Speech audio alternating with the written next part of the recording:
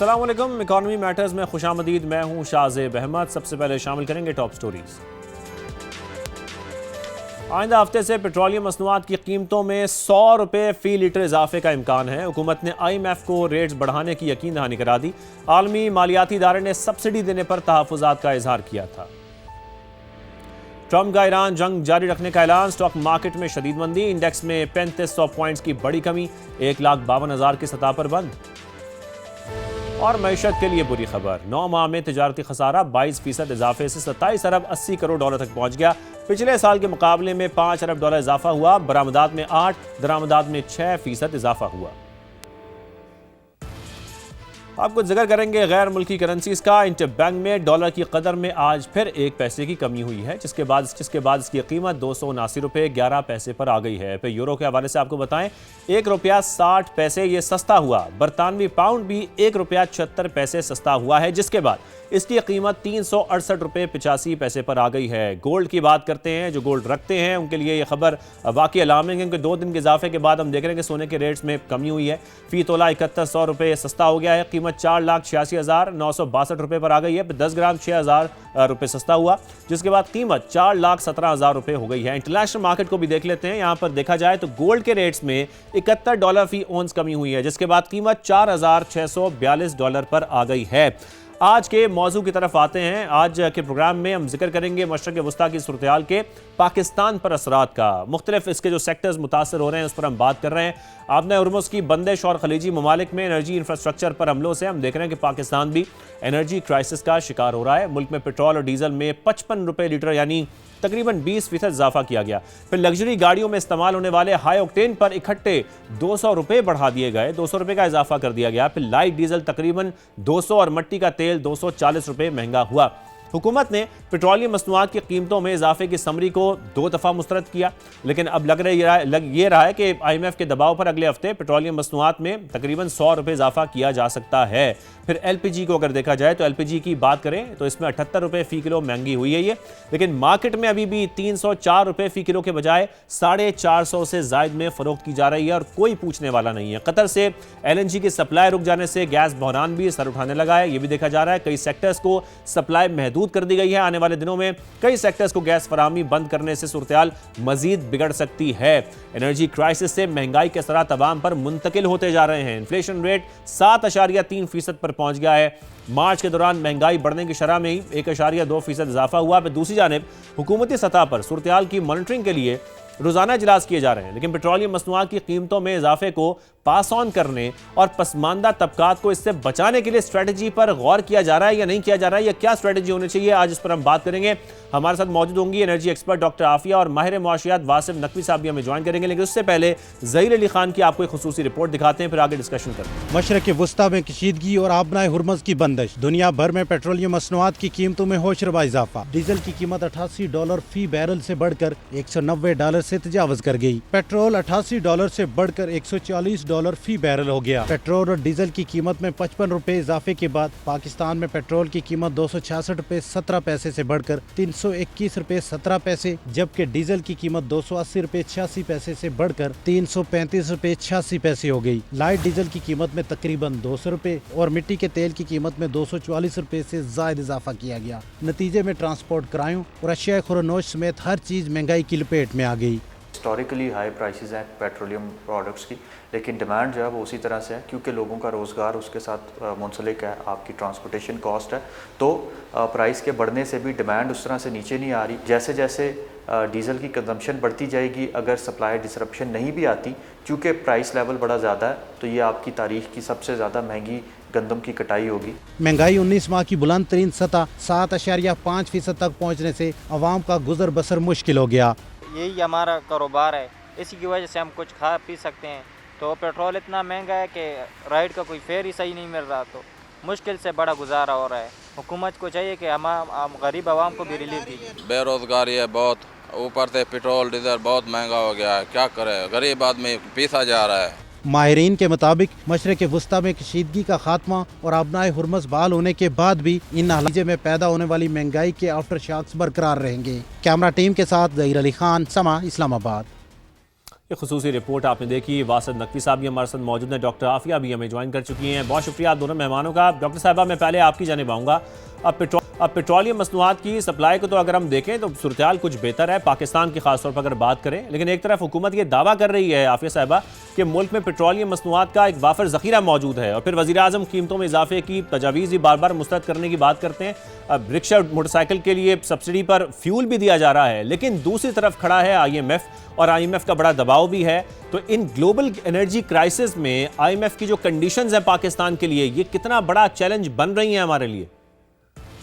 बहुत शुक्रिया आपका। देखें, चैलेंज तो इस वक्त है क्योंकि ऑलमोस्ट आजकल जो एस्टिमेट लगाया गया है वो तकरीबन 7 बिलियन रुपीस की डेली जो है वो हुकूमत सब्सिडी दे रही है, क्योंकि जो ग्लोबली तो प्राइसेस ऊपर गई हैं, और हमारी जो इस वक्त मेन जो कंजम्पशन है वो है पेट्रोल की और डीजल की, और दोनों की कीमतें ग्लोबली भी ऊपर गई हैं और हमारी इंपोर्ट डिपेंडेंसी भी बहुत ज़्यादा है। और उसकी कीमतें हमने शुरू में तो ठीक है वो 55 रुपये बढ़ा दी थी, लेकिन उसके बाद हमने उसकी कीमतें नहीं बढ़ाई, जिसकी वजह से गवर्नमेंट पे उसका बर्डन आ गया। अब इसका जाहिर है कि और हुकूमत के पास क्योंकि फिस्कल स्पेस इतनी ज़्यादा है नहीं, IMF का प्रेशर तो है ही है, लेकिन हुकूमत की अपनी फिस्कल स्पेस भी बहुत कम है इस वक्त मौजूद, उसके पास नहीं है, और रेवेन्यू के सोर्सेज भी नहीं है। तो वाहिद हल फिर यही बचता है कि आप टारगेटेड जो है, जिस तरह गवर्नमेंट इस वक्त प्लान भी कुछ कर रही है और कुछ इसके बारे में बात भी हो रही है कि जो फ्यूल रैशनिंग की तरफ जाएं, और 2 to 3 व्हीलर्स को जो है एक वो सब्सिडाइज रेट पे एक राशन एक फिक्स्ड अमाउंट दिया जाए, लेकिन बाकी सबके लिए वो बढ़ाया जाए। तो इस वक्त ओवरऑल मैक्रो इकोनॉमिक सिचुएशन को अगर बचाना है ना, तो वो प्राइसेस तो लाजमी ऊपर जाएंगी, क्योंकि अब गवर्नमेंट के पास स्पेस नहीं है और IMF के हम अंडर उसमें हैं प्रोग्राम में, और वो हमें करना ही पड़ेगा। अच्छा, तो 100 और हो सकता है कि डीजल पे डॉक्टर साहब यहाँ पर हम एक ब्रेक डाउन कर सकते हैं पेट्रोलियम मसनूआत को समझने के लिए कि अभी भी जो एक्स रिफाइनरी रेट है वो तकरीबन 150 के अराउंड है, और जो लेवी है वो 105 रुपये। इस वक्त अगर हम सिर्फ पेट्रोल की बात करें, फिर दीगर टैक्सेस हैं, वो सब चीज़ें जो इस प्राइस को फिर 325 की तरफ लेके जाती हैं। बिल्कुल ऐसा ही है, लेकिन अभी आपने जिस तरह हाई ऑक्टेन की बात की, तो अगर हमें ये भी देखना है कि बेशक हम उस पर 200 रुपये हमने जो है वो लेवी बढ़ा दी है, लेकिन उसका ओवरऑल इम्पैक्ट बहुत कम आएगा, क्योंकि उसका ओवरऑल शेयर जो है ना, इट इज़ लेस देन 2%। तो जब इन प्रोडक्ट्स का शेयर बहुत ज़्यादा होगा, तो ये जो 100 रुपीज़ की जो लेवी है, 100 से ऊपर की जो पेट्रोल की लेवी है, ये उसको कॉम्पनसेट नहीं कर रही जो इस वक्त प्राइस इंक्रीज हुआ है। तो बजाय तो उसके बावजूद, इस लेवी को बढ़ाने के बावजूद, गवर्नमेंट को जो है वो अपने उसमें से इसको सब्सिडाइज करना पड़ रहा है। तो गवर्नमेंट पे बर्डन इसका ज़रूर है। तो जब तक इसको थोड़ा बहुत तो पास ऑन करना लाजमी ही पड़ेगा गवर्नमेंट को, इसके बगैर जो है ना वो सर्वाइव उसकी फिजिकल स्टेबिलिटी के लिए बहुत बड़ा चैलेंज बन सकता है। ठीक है वासिफ साहब, मैं आपकी तरफ आता हूँ। जैसे कि डॉक्टर साहिबा भी कह रही हैं कि थोड़ा बहुत तो पास ऑन करना पड़ेगा, इसके अलावा गवर्नमेंट के पास कोई ऑप्शन नहीं बचती फिर। बिल्कुल ठीक फरमाया मैडम ने भी और आपने भी इब्तदाई में जिक्र किया। ये जो पेट्रोलियम मसनूआत की किल्लत है, ये मेनली तो मैं समझता हूँ ट्रांसपोर्ट सेक्टर जो है उसके ऊपर इफेक्ट करेगी। आपका एनर्जी जो कॉस्ट है वो इंक्रीज हो जाती है, इंडस्ट्रियल कॉस्ट के ऊपर फ़र्क आएगा, इंडस्ट्रियल प्रोडक्शन जो है वो भी महंगी हो जाएगी, और ज़ाहिर ज़राअत जो है एग्रीकल्चर सेक्टर आपका वो भी इससे मुतासर होता है।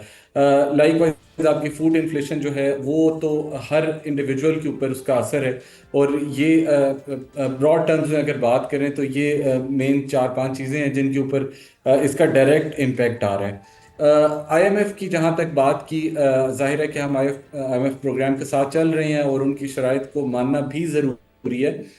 इस सूरत हाल के अंदर मैं ये ज़ाती तौर पे समझता हूँ कि टारगेटेड सब्सिडीज़ दी जा सकती हैं, और टारगेटेड सब्सिडीज़ के अलावा जो हमारा एनर्जी का जो सप्लाई है वो भी हमें टारगेटेड देनी पड़ेगी, और उससे जाहिर है कि जो अभी प्रायोरिटी जिन सेक्टर्स को मिलती है, इंडस्ट्रियल होगी या एग्रीकल्चर को, ताकि जो आम इंसान की जो जिंदगी है उसके ऊपर जो आम सार्फिन है उनके लिए महंगाई बहुत बढ़ गई है। बिल्कुल वासिफ साहब, मैं इसी पर आपसे कमेंट चाह रहा था। ज़ाहिर है इस वक्त IMF का एक दबाव भी है। एक तो मुझे ये बताइएगा कि IMF के इस दबाव के बाद, इन शराइत के बाद, किस किस्म का हम रेस कर सकते हैं इस पेट्रोलियम मसनूआत में, क्या हो सकता है। सेकेंडली, जो हुकूमती सतह पर सूरत-ए-हाल की मॉनिटरिंग है वो रोज़ाना इजलास में की भी जा रही है, जिसमें जो पसमानदा तबकात हैं उनको पेट्रोलियम मसनूआत के हवाले से जो स्ट्रेटजी है उस पर गौर भी किया जा रहा है। लेकिन कुछ फार्मूले भी सामने आ रहे हैं जिसमें जैसे मोटरसाइकिल सवारों को फ्यूल कार्ड समेत मुख्तलिफ ऑप्शंस पर गौर किया जा रहा है। लेकिन बेहतरीन तरीका क्या है इस वक्त सब्सिडाइज करने का या अवाम को रिलीफ देने का, आम अल्फाज में अगर कहा जाए तो? मैं समझता हूँ दो तीन हमारे पास ऑप्शंस हैं, because we have limited options at the moment. एक तो आपने जैसे जिक्र किया कि हम फ्यूल कार्ड दे सकते हैं उन लोगों को कि जो ज़रा मुतवसत तबके से नहीं है, मुस्तहिक लोगों को हम फ्यूल कार्ड दे सकते हैं। सही। सेकेंडली, जो हमने बेनज़ीर इनकम सपोर्ट प्रोग्राम की सूरत में किया कि टारगेटेड हम कैश जो है वो लोगों को सप्लाई किया जाए ताकि वो उससे फ़ायदा उठा सकें। थर्ड जो आप जिक्र कर रहे थे कि इसमें हमारे पास फ्यूल कार्ड और कैश सपोर्ट के अलावा मेरे ख्याल में कोई ऐसी बड़ी चीज़ नहीं है एट द मोमेंट जो की जा सकती हो। बट यस, एक चीज़ जिसको मैं मिस कर रहा था वो ये है कि हम जो LNG और LPG की जो प्राइसेस हैं उनकी तरफ अगर थोड़ा सा देखें, LPG का जो एक्चुअल रेट है वो दैट इज अराउंड 304 पर केजी, जो मार्केट के अंदर इस टाइम पे अवेलेबल है वो 450 के करीब है। तो इसका मतलब ये है कि ये पॉलिसी गैप नहीं है, it is more of like a governance gap. Enforcement का बहुत बड़ा प्रॉब्लम है। बिल्कुल, हम इस तरफ भी आते हैं। इन्फोर्समेंट का बहुत बड़ा इशू है जिसकी वजह से चीज़ें मैनेज नहीं हो रही हैं। डॉक्टर साहिबा, ये बात तो हो रही है लेकिन ये क्राइसिस सिर्फ पाकिस्तान के लिए नहीं है, ज़ाहिर है ऐसा पूरी दुनिया भर के लिए ग्लोबल एनर्जी क्राइसिस हैं। दूसरे ममालिक पर अगर हम थोड़ी सी नज़र डालें, उन्होंने अपने अवाम को जो मौजूदा क्राइसिस हैं ऐसे महंगाई से बचाने के लिए बहुत सारे इकदाम उठाए हैं। बरतानिया की हम बात करें तो वो फ्यूल ड्यूटी को फ्रीज उन्होंने कर दिया। फिर भारत ने पेट्रोल और डीजल पर जो एक्साइज ड्यूटी है और वैल्यू एडेड टैक्स है उसमें कमी की है। ऐसे कोई इकदाम पाकिस्तान में भी कोई नजर तो नहीं आ रहे हैं। क्या हो सकते हैं जो गवर्नमेंट इस वक्त उठा सकती है? हम ज्यादा ये कर देते हैं कि BISP के तहत जो महदूद तबका है उसको एक सब्सिडी दे देते हैं और हमसे कुछ नहीं होता। जी बिल्कुल, बिल्कुल आप सही कह रहे हैं कि एक तो ये कि हमारे पास बहुत सारी ऑप्शंस इसलिए भी कम हो जाती हैं क्योंकि हमारे पास IMF की कंडीशंस हैं। आपने जो अभी गिनवाई कंट्रीज, बिल्कुल वो अपने टैक्सेस को फ्रीज कर रहे हैं या कम कर रहे हैं जिसके थ्रू वो अपने आवाम को जो है वो रिलीफ प्रोवाइड कर रहे हैं। लेकिन वो भी ऑप्शन जब IMF की कंडीशंस इतनी सख्त हों, क्योंकि उन्होंने उनका एक कंडीशन ना सिर्फ सब्सिडी को ख़त्म करने की है, दूसरी उनकी रेवेन्यू जनरेट करने की भी उनकी कंडीशन है। तो अगर ये लेवीज वगैरह जो हमारी फ्यूल्स पे हैं इनको कम करते हैं या ड्यूटीज़ को कम करते हैं तो हमारे ओवरऑल रेवेन्यूज इससे कम होते हैं। तो अगेन उसमें फिर लिमिटेशंस आ जाती हैं IMF की तरफ से कि वहाँ से उनकी कंडीशंस आ जाती हैं, तो वो फिर गवर्नमेंट जो है उसके वहाँ पे हाथ बन जाते हैं कि उन चीज़ों को वो छेड़ नहीं सकते। फिर रह जाती है बात के वाहिद ऑप्शंस वही रह जाती है टारगेटेड, जिस तरह अभी वासिफ साहब ने भी कहा कि टारगेटेड या बिस्प के थ्रू या फिर वही ration fuel rationing through the fuel card. लेकिन ये भी साथ ही साथ ये भी देखने की ज़रूरत है कि ये सारी ऑप्शंस भी जो है ना कोई बहुत अच्छी ऑप्शंस इसलिए नहीं है क्योंकि लीकेजेस वहाँ पे भी हैं। तो आइडियल सिचुएशन तो नहीं है लेकिन लेस डिस्टॉर्शनरी हम उसको कह सकते हैं कि वो लेस डिस्टॉर्शनरी ऑप्शन ज़रूर हैं कि वो इस वक्त दी जाए। और दूसरी जो चीज़ के प्राइसेस हमें बढ़ानी इसलिए भी थोड़ी बहुत ज़रूरी हैं क्योंकि ओवरऑल देखा गया है कि एक महीने में जो गवर्नमेंट ने ऑस्टेरिटी के जो मेजर्स अनाउंस किए थे उससे हमारी कंजम्पशन एज सच जो थी वो कम नहीं हुई। तो अननेसेसरी जो कंजम्पशन है ना उसको भी रिड्यूस करने के लिए और डॉक्टर साहब एक कमेंट और कर दीजिएगा इस पे, आप हमें ज़रा बेहतर बता सकती हैं कि जो डीजल है उसकी कीमत को किस हद तक कंट्रोल रखा जा सकता है, क्योंकि ज़ाहिर है उसका ज़्यादा इम्पैक्ट आता है हमारी ट्रांसपोर्टेशन पे, हमारी अशिया ज़रूरिया पर और हमारी ख़ासतौर पर महंगाई के ऊपर। तो क्या हुकूमत को इस वक्त ये तरजीह देनी चाहिए कि पेट्रोलियम मसनूआत अगर बढ़ भी रही हैं तो हम डीजल को एटलीस्ट कंट्रोल रखें? बिल्कुल बिल्कुल, जो हमें जो मैक्सिमम सब्सिडी देनी चाहिए ना वो डीजल पे देनी चाहिए, जिस तरह वो अभी आपके शुरू में डॉक्यूमेंट्री में भी बताया गया कि आगे वो एग्रीकल्चर सेक्टर के लिए भी बहुत ज़रूरी है और ओवरऑल फूड सप्लाई चेन के लिए भी। हमारा ट्रांसपोर्ट सेक्टर को यानी अगर हमने अपनी फूड सप्लाई चेन को जो है वो बैलेंस रखना है, यानी चाहते हैं कि प्राइसेस बहुत ज़्यादा ऊपर ना जाएं इन्फ्लेशन को कंट्रोल रखने के लिए, तो हमें डीजल जो मैक्सिमम सब्सिडी देनी चाहिए वो डीजल में देनी चाहिए एज कम्पेयर टू पेट्रोल। ठीक है, मैक्सिमम जो सब्सिडी है वो डीजल में देनी चाहिए, वो बहुत ज़रूरी है ताकि एटलीस्ट जो हमारी फूड चेन सप्लाई है वो ठीक रहे। हमारे साथ ही रहिए, यहाँ पर एक ब्रेक शामिल करते हैं, ब्रेक का वापस आते हैं कुछ दीगर क्वेश्चंस भी अपने मेहमानों से पूछने के लिए।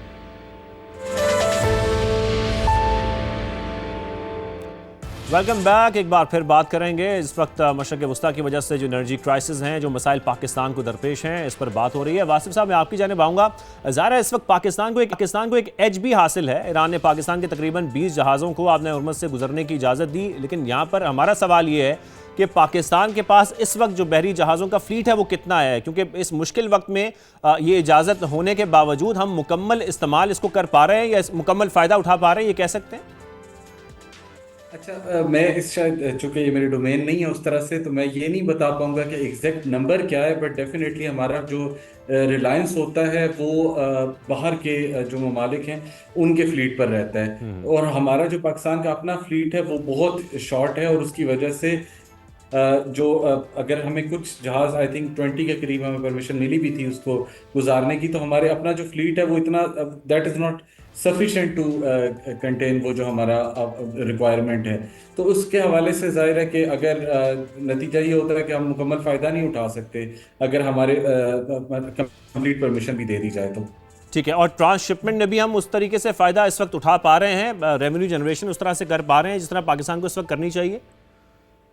नहीं, मेरा ज़ाती ख्याल है कि हम ये जो इशू है इसका पेट्रोलियम का, ये तो जाहिर है कि हमारा ये कोई लोकल इशू तो नहीं है, ये तो इंटरनेशनल इशू है। और इसमें सिर्फ पाकिस्तान अकेला इफेक्ट नहीं हो रहा, जैसे आपने पहले भी जिक्र किया बरतानिया और भारत का, तो उनकी जो इकॉनमी है वो तो they are large scale economies हैं। हम पाकिस्तान एक जाहिर है कि छोटा मुल्क है, इकॉनमी स्ट्रगलिंग फेज में है। तो हम और स्पेशली जब IMF के साथ हम लेके चल रहे होते हैं तो हमें उनकी शराइत भी माननी होती हैं। तो हम काफ़ी साइड से जो इंटरनेशनल और डोमेस्टिक प्रेशर्स हैं, और फिर जाहिर है कि आवाम की तरफ से भी प्रेशर होता है कि हम उनको सब्सिडी प्रोवाइड करें, और ऑलरेडी काफ़ी सारे सेक्टर्स में सब्सिडी दी जा चुकी हुई है। तो ये इन सारे सिनेरियोज के अंदर अगर हम देखें तो हम कंप्लीटली उससे बेनिफिट नहीं ले सकते, कंप्लीटली बेनिफिट नहीं ले पा रहे। ठीक है डॉक्टर साहब, मैं आपकी जानिब आता हूँ। LNG की अभी कुछ देर पहले वासिफ साहब भी गुफ्तगू कर रहे थे इस हवाले से, जो LNG की सूरत हाल है अगर उसको देखा जाए, कतर की मैं बात करूँगा, फोर्स मेजोर का एक लफ्ज़ इस्तेमाल किया जाता है, एक टर्म इस्तेमाल की जाती है, इसका उन्होंने ऐलान किया, जिसके बाद वो जो एग्रीमेंट्स हैं उसकी लीगल बाइंडिंग से बच गया है। फिर पाकिस्तान की सूरत हाल को अगर देखें तो यहाँ भी ज़ाहिर है वॉर के बायस क्राइसिस तो हैं, क्या पाकिस्तान के पास कोई ऐसी ऑप्शन है कि हम भी IPP से जो कैपेसिटी पेमेंट्स हैं इसके मामले पर फोर्स मेजोर जैसे इकदाम कर सकते हैं ताकि जो आवाम को इस वक्त मुश्किल वक्त में बिजली की कीमतें हैं उसमें कुछ रिलीफ मिल जाए? बिल्कुल आप बात सही कर रहे हैं कि इस तरह की ऑप्शन हो तो सकती है, लेकिन हमें थोड़ा सा ये भी देखने की ज़रूरत है कि हमारा ओवरऑल इन्वेस्टमेंट क्लाइमेट ऑलरेडी जो है ना वो बहुत बुरे उसके हालात हैं। लेकिन उसके साथ साथ जिस तरह अभी आपने LNG की बात की, जो LNG के प्लांट्स हैं ना वो तो गवर्नमेंट ओन्ड हैं, उसमें बहुत कम शेयर है जो प्राइवेट सेक्टर का है। तो उस किस्म के प्लांट्स के साथ हम ये वाला फोर्स मेजोरिटी ऑप्शंस जो है ना उसको यूटिलाइज कर सकते हैं, और उससे काफ़ी हद तक हमारी जो कैपेसिटी पेमेंट्स हैं वो कम हो जाएंगी। और अभी हमारे पास LNG की सप्लाईज भी कम है होने वाली हैं, क्योंकि ज़ाहिर है कतर से हमारी वो इम्पोर्ट होगी नहीं, और हमारी डोमेस्टिक जो है प्रोडक्शन इतनी ज़्यादा नहीं है। तो हमें जो है प्रायोरिटाइज करना पड़ेगा अपनी जो LNG की सप्लाईज हैं, उसको जो अवेलेबल होगी सप्लाईज, उसको किस तरह से प्रायोरिटाइज करना है। और हमारे जो स्पेसिफिकली जो इलेक्ट्रिसिटी सेक्टर है उसमें सोलर की वजह से एक कुशन, हमें बहुत अच्छा कुशन मिल चुका है। और उसको यूटिलाइज करना हमें ज़रूरी है। उसके लिए हम अपनी प्राइसिंग में थोड़ा बहुत चेंजेस करें, और हम LNG के जो पावर प्लांट्स हैं उनके साथ ये वाली ऑप्शन जो है ना वो ज़रूर यूज़ और सोलर की डॉक्टर साहब तकरीबन कोई 25% कंट्रीब्यूशन है इस वक्त पावर सप्लाई में? बिल्कुल बिल्कुल, यानी वो हमारा जो ओवरऑल जो ग्रिड लेवल का जो नंबर है ना उसमें हम ये नहीं कह सकते, क्योंकि वो जाहिर है कि वो डॉक्यूमेंटेड नहीं है बहुत सारा जो सोलर इंस्टॉल हो चुका है। लेकिन अनडॉक्यूमेंटेड जो फिगर्स आ रही है ना वो तकरीबन हमारी जो कंट्रीब्यूशन है वो 25% तक हो चुकी हुई है। ठीक है वासिफ साहब, मैं आपकी जानिब आऊँगा। एक ओवरऑल जो पाकिस्तान की इकोनॉमिक कंडीशंस हैं, जो सूरत हाल है, उस पर हम बात ज़रूर करेंगे। गुज़ार है मशरक़ वस्ता की सूरत हाल की वजह से जो पाकिस्तान की तजारत है वो बुरी तरह मुतासर हुई है, फ्रेट चार्जेस बढ़ गए हैं, फिर ऑर्डर्स की जो मनसूखी है उसके भी हम देख रहे हैं कि एक्सपोर्ट में 14% बड़ी कमी देखी गई है। इस पर ज़रा आप कमेंट कर दें कि ये सिलसिला चला तो फिर मईशत तो हमारी बुरी तरह मुतासर होगी। बिल्कुल ठीक फरमा रहे हैं। मईशत तो ऑलरेडी हम देख रहे हैं कि जो पहला क्वार्टर इस कैलेंडर ईयर का पहला क्वार्टर, अगर हम सिर्फ इसकी बात करें, ऑलमोस्ट कोई 7.3% के करीब हमें इन्फ्लेशन देखने को मिलती है। इसमें से सिर्फ 1.2% मार्च के महीने की है। सही थोड़े वक्त की कमी है। वासिफ साहब बहुत शुक्रिया, आफिया साहब आपने हमें शो में ज्वाइन किया। गुफ्तगू करेंगे इस हवाले से मजीद भी। अभी इकॉनमी मैटर्स से मुझे इजाज़त दीजिए, अल्लाह हाफिज़।